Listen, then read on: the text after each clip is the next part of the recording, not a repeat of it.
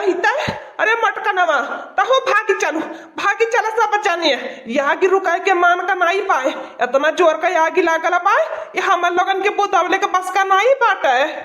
का बताई बच्चा लोगन इतनी मेहनत कर रही सारा दिन खेतवा मरल नहीं हवे आज हमार मेहनत हमारे अखिए के सामने में जर के राखा होता पाए का करी बच्चा लोगन मन करत भाई अपन जनवा तई दे यही यज्ञ में जर के।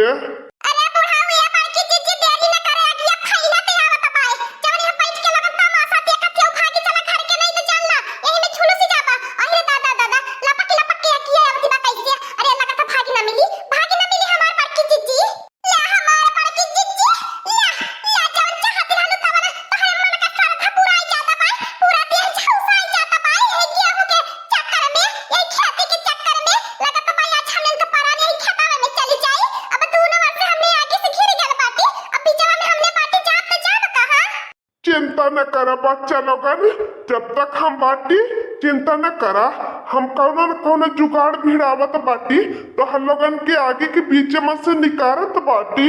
ए दादा मर्दा सामी नहीं तय मुंह का ताकत है पतोहियन के जबन करे खो जल्दी करा जब हमने जरके में राखी हो जब तब कई के काव करबा।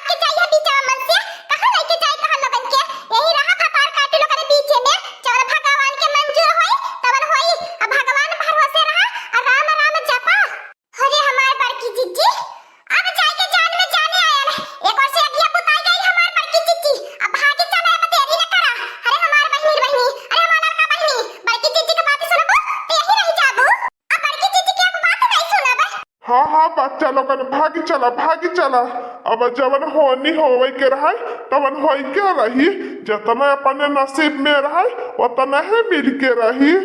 हाँ मटकनवा भागी चलो नसीब से बढ़ के नहीं कुछ होता न नसीब से ज्यादा कुछ मिलत है जो न अपने सबके नसीब में रही वो मिली कहीं नहीं जाई और जब नहीं नसीब में रही वो नहीं मिली। हाँ